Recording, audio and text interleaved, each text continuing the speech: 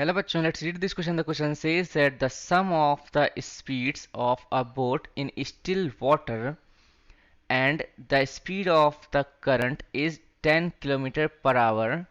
If the boat takes 40% of the time to travel downstream when compared to that upstream, then find the difference of the speed of the boat when traveling upstream and downstream.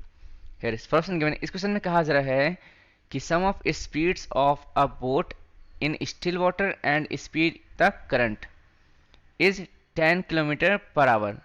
यहाँ पे कहा जा रहा है कि if the boat takes 40% of time to travel downstream when compare to that of upstream, right. बताना क्या है, डिफरेंस फाइंड करना है हमें speed of the boat when travelling up stream and down stream. तो चलिए इसको हल करते हैं। यहाँ पे लिखेंगे सबसे पहले हम लोग क्या कि लेट कर लेंगे यहाँ पे कि let the speed of boat in still water is equals to x kilometre per hour, right. और यहाँ पर मान लेते हैं स्पीड ऑफ करंट,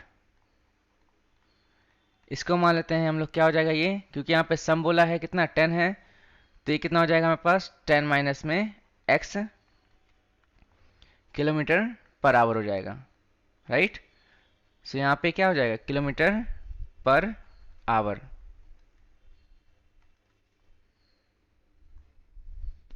अब यहाँ पे लिखेंगे कि speed of boat in down stream.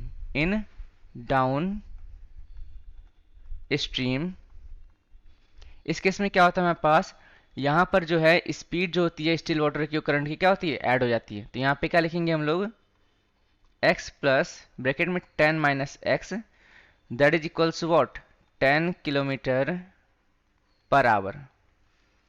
और यहाँ पर हमें पता है कि स्पीड ऑफ बोट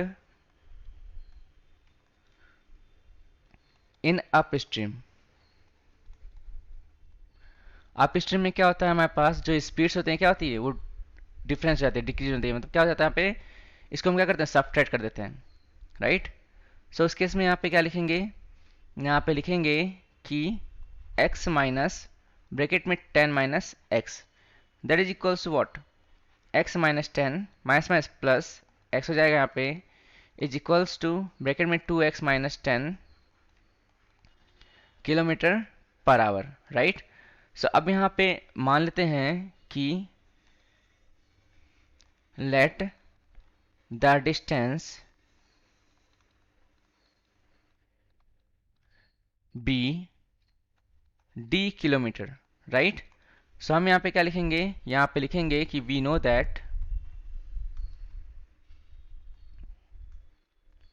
दैट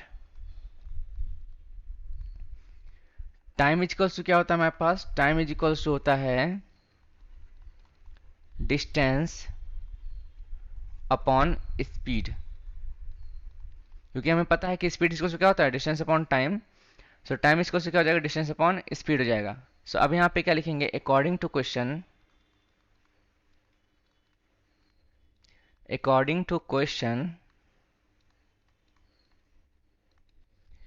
यहाँ पे कहा जा रहा है क्वेश्चन में कि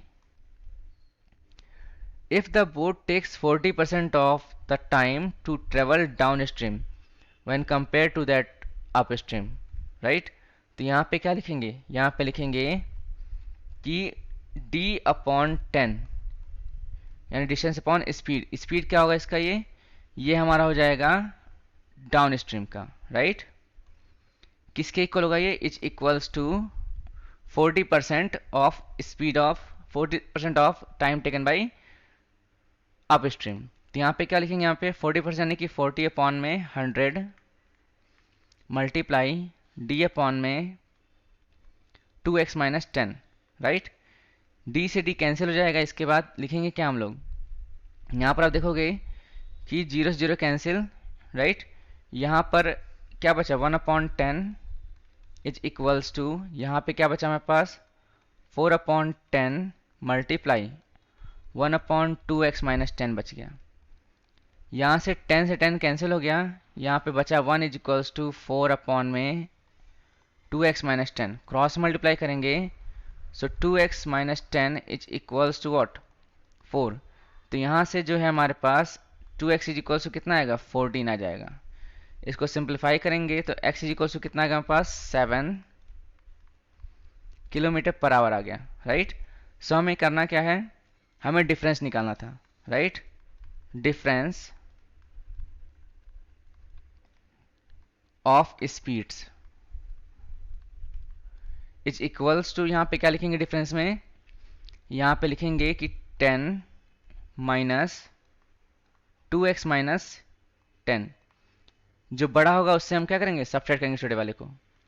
10 माइनस यहाँ पे 2 मल्टीप्लाई 7 हो जाएगा, x के प्लेस पे 7 रखेंगे, माइनस माइनस प्लस यहाँ पे 10 लिखेंगे, 10 + 10 20 हो जाएगा, -14, 20 - 14 that is equals to what, 6 kilometre per our.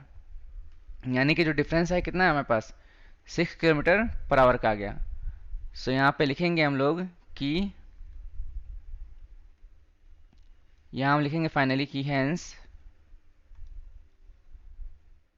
उससे पहले लिखते हैं therefore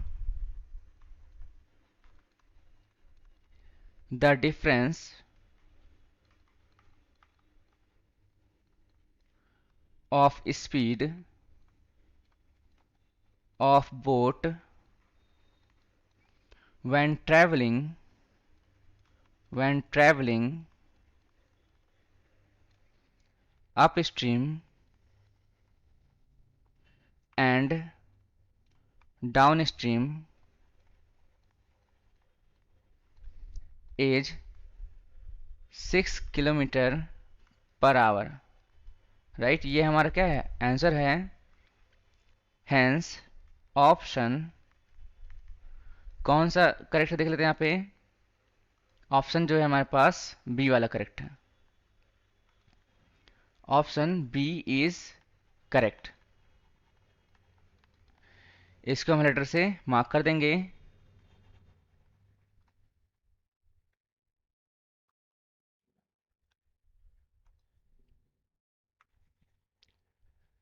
So I hope you understood the session. Thank you. All the best.